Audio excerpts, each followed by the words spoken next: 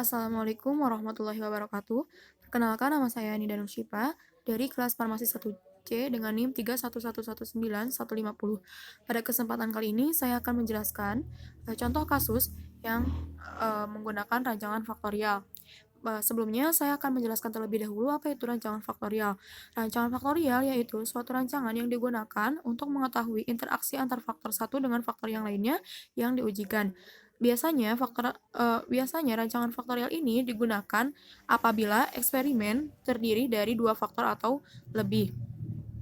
Selanjutnya kita langsung ke contoh kasus. Di sini ada contoh kasus yaitu seorang peneliti bermaksud melakukan percobaan faktorial tentang pengaruh pupuk kandang dan pengapuran terhadap ketersediaan fosfor menurut metode ekstraksi Bray 2 di tanah Masampod solik merah kuning bekas padang alang-alang yang ditanami kedelai. Setelah mempelajari hasil penelitian sebelumnya, terlihat bahwa takaran pupuk kandang dan kapur karbonat untuk berbagai tanaman umumnya optimum pada takaran 10 ton dan setara 1 kali LDD. Atas dasar penelusuran ini, beliau mengajukan hipotesis yang pertama, pupuk kandang akan berpengaruh positif nyata terhadap ketersediaan fosfor. Ini termasuk ke dalam hipotesis umum dan akan optimum pada takaran 10 ton per hektar. Ini termasuk ke dalam hipotesis khusus. Yang kedua yaitu kapur akan berpengaruh positif nyata terhadap ketersediaan fosfor. Ini termasuk ke dalam hipotesis umum dan akan optimum pada takaran setara 1 kali LDD. Ini termasuk ke dalam hipotesis khusus. Dan yang ketiga yaitu pupuk kandang dan kapur akan berinteraksi secara nyata. Ini termasuk ke dalam hipotesis umum dan meningkatkan ketersediaan fosfor dan akan optimum pada kombinasi perlakuan 10 ton per hektar dan setara 1 kali LDD. Ini termasuk ke dalam hipotesis khusus. Nah, perhatikan juga hipotesis ini diajukan berdasarkan salah satu kemungkinan hasil uji F yang kemudian dilanjutkan dengan salah satu kemungkinan hasil uji lanjutan. Yang kedua, hipotesis ini menunjukkan bahwa derajat kepentingan pengaruh utama A, pengaruh utama B, dan pengaruh interaksi AB dalam percobaan sama besar. Atas dasar hasil penelusuran tersebut, beliau merancang kombinasi perlakuan. Yang pertama yaitu ada faktor pupuk kandang. Ini dilabeli dengan huruf A.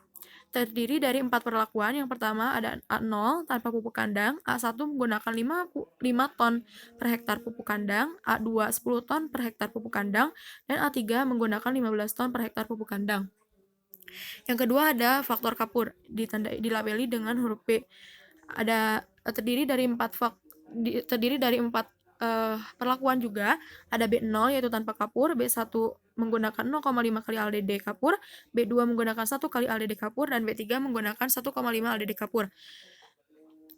Nah, perhatikan derajat kepentingan tingkat-tingkat faktor disusun agar tingkat faktor diharapkan optimum atau sesuai hipotesis terletak di tengah-tengah. Setelah percobaan berlangsung, dilakukan pengambilan sampel tanah secara komposit dari masing-masing petak percobaan untuk diuji di laboratorium kimia atau laboratorium kesuburan tanah. Nah, di sini ada tabel 7.6 di mana tabel ini berisikan data ketersediaan fosfor dalam tanah menurut kelompok dengan kombinasi perlakuan. Nah, di sini terdapat angka-angka. Nah, angka-angka ini itu disebut dengan nilai absorban. Nilai absorban ini didapat dari spektrofotometer. Sebelum kita menggunakan spektrofotometer, kita terlebih dahulu harus mengambil sampel tanah yang ini ya sesuai dengan perlakuan. Misalnya contoh pada A0, kombinasi perlakuan A0 dengan B0. Nah, A0 itu adalah tanah yang tanpa pupuk dan B0 itu tanah yang tanpa kapur. Nah, kombinasi perlakuan antara A0 dengan B0 ini kemudian diekstraksi menggunakan reagen Bray 2. Nah, nanti hasil ekstraksinya itu dimasukkan ke dalam spektrofotometer untuk diukur absorbannya. Nah, maka muncullah nilai absorbannya yaitu seperti pada pengulangan 1 ini 2,1 nih. Nah, ini pada pengulangan 2 3,1 dan ini pada pengulangan 3 3,3. Kemudian didapat nilai TAB. Nilai TAB ini yaitu penjumlahan antara kombinasi perlakuan pada kelompok 1, 2, 3. Nih, contohnya itu pada kombinasi perlakuan antara A0 dengan B0. Nah, ini itu dapat kombinasi perlakuan pada perlakuan A0 dengan B0 Ini untuk kelompok 1 itu kan 2,1, untuk kelompok 2 itu ada 3,1, dan untuk kelompok 3 itu ada 3,3. Nah, maka 2,1 ditambah 3,1 ditambah 3,3 hasilnya 8,5. Nah, nilai TAB itu didapat dari nilai yang itu. Kemudian, di sini ada nilai YAB atau nilai rata-rata AB. Nah, nilai rata-rata ini didapat dari nilai TAB dibagi jumlah kelompok. Nah, jumlah kelompoknya itu ada 3, maka nilai 8,5 dibagi 3 sama dengan 2,83. Selanjutnya yaitu ada nilai TK. Nilai TK ini didapat dari mana? Nilai TK ini adalah nilai absorban seluruh nilai absorban yang ada pada kelompok 1. Ini jumlah, misalnya contohnya nih. Ini untuk TK 1 ya. Nih, ini 7,2 itu adalah TK 1 atau TK pada kelompok 1. Nah, ini 71,3 itu adalah nilai TK pada kelompok 2. 72,2 adalah nilai TK pada kelompok 3. Nah, kemudian ini di sini ada nilai ada ini jumlah dari nilai TK, keseluruhan nilai TK itu adalah 210,7, sama dengan nilai TB juga. Nilai TAB juga nilainya yaitu keseluruhannya yaitu 210,7. Nah, ini untuk 4,39 ini dapat dari jumlah rata-rata keseluruhan dibagi dengan 12. Nah, 12 itu dibagi dengan 16. Nah, 16 ini didapat dari banyaknya perlakuan.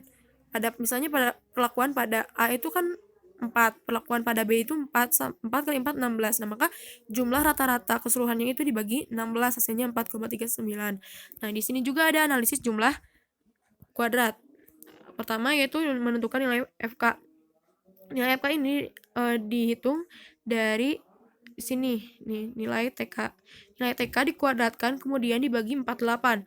48 ini didapat dari jumlah perlakuan pada A dikali jumlah perlakuan pada B dikali jumlah kelompok.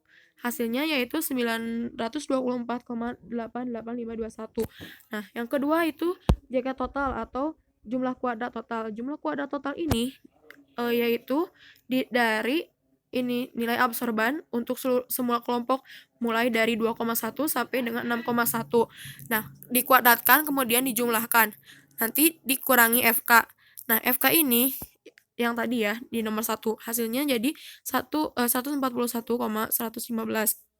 Yang ketiga yaitu JK kelompok atau jumlah kuadrat kelompok.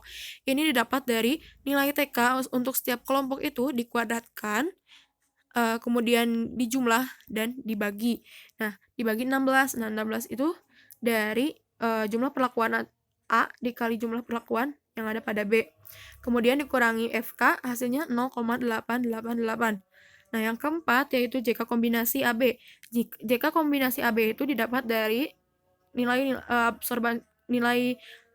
keseluruhan dari TAB ini nih, 8,5, 8,9 masing-masing itu dikuadratkan, kemudian setelah dikuadratkan baru dijumlah, dibagi 3. 3 ini dari mana? 3 ini dari banyaknya jumlah kelompok. Dikurangi FK sama dengan 137,331. Kemudian pada tabel 7,7 di sini ada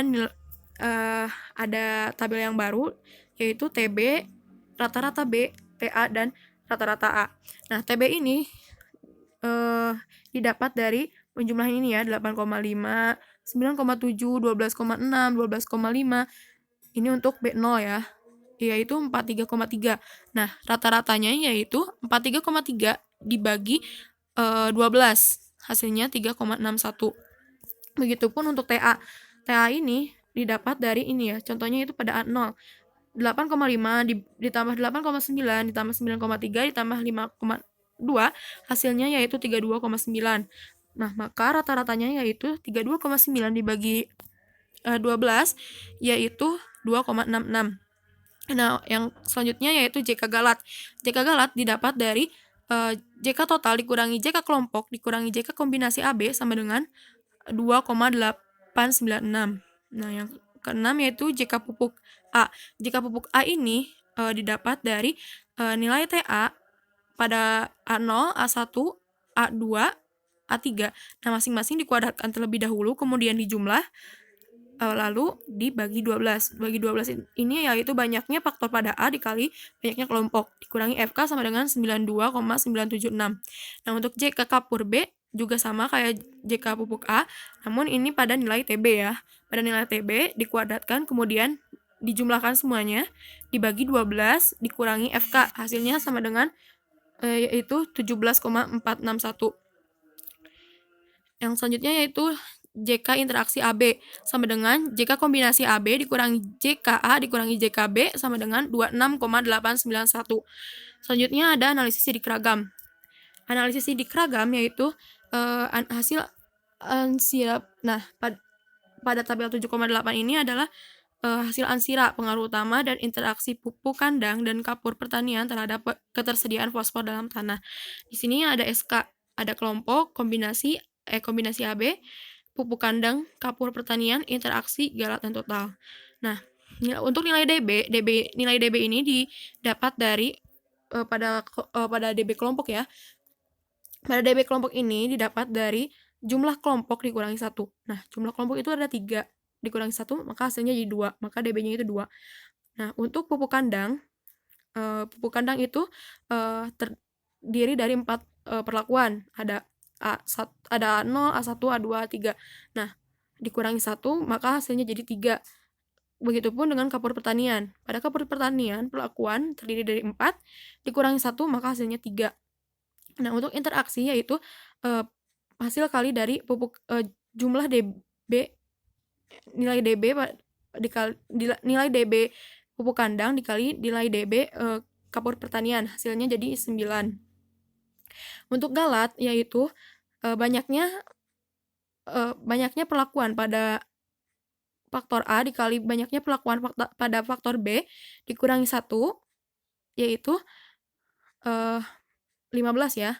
Karena faktor perlakuan pada faktor A itu 4, perlakuan pada faktor B itu 4, jadi 16. 16 dikurangi 1 yaitu 15. Nah, kemudian setelah itu dikali jumlah pengulangan dikurangi 1 kan. Nah, jumlah pengulangannya itu ada 3, dikurangi 1 yaitu 2. 2 kali 15 maka 3, hasilnya yaitu 30. Maka nilai DB galat yaitu 30. Nah, untuk nilai JK itu didapat dari tadi perhitungan yang ini ya. Nih JK. Nah, untuk nilai KT itu nilai JK dibagi 2. Nah, untuk seperti contoh untuk KT kelompok 0,88 dibagi 2 hasilnya 0,444. Nah, untuk F hitung ini didapat dari nilai KT pada perlakuan dibagi dengan nilai KT pada galat. Nah, seperti contohnya yaitu untuk perlakuan kelompok 0,444 nih nilai ini 0,44 dibagi 0,0965 hasilnya jadi 4,601. Begitupun seterusnya. Nah, untuk F tabel ini didapat dari dilihat dari nilai DB pada perlakuan terhadap nilai DB pada galat. Seperti contohnya itu DB pada kelompok. DB pada kelompok itu kan 2, DB pada galat itu 30, maka kita lihat di tabel ini. Nah, kita lihat, nah ini kan tuh DB galat atau derajat bebas galat. Nah, ini 30 ada di sini. Ini 30. Nah, ini untuk DB yang perlakuan atau DB kelompok di sini ada 2. Nah, kita tarik garis lurus garis lurus, maka ini akan bertemu di sini di nilai 3,22 dan 5,39. Nah, nilai 3,22 itu termasuk ke dalam F tabel 5% dan 5,39 itu termasuk ke dalam F tabel yang 1%. Maka nah, ya, tuh sama kan? Nah, setelah itu di sini ada keterangan bahwa ada yang berbintang 2 dan ada juga tanda yang berbintang 1. Di sini yang berbintang 2 itu dikatakan sangat nyata dan yang berbintang 1 itu nyata. Kenapa disebut sangat nyata? Karena nilai F hitungnya itu lebih besar dibanding F tabel pada 1%. Nah, dikatakan nyata apabila F hitungnya itu lebih besar dibandingkan F tabel 5%. Nah, di sini juga ada KK atau koefisien keragaman. Koefisien keragaman pada percobaan kali ini yaitu sebesar 7,0 8%. Artinya, ketelitian pada percobaan ini yaitu sangat tinggi dan kesalahannya sangat rendah. Kenapa dikatakan demikian? Karena nilai KK-nya itu kurang dari 20%. Sekian yang dapat saya sampaikan, mohon maaf apabila banyak kesalahan. Wassalamualaikum warahmatullahi wabarakatuh.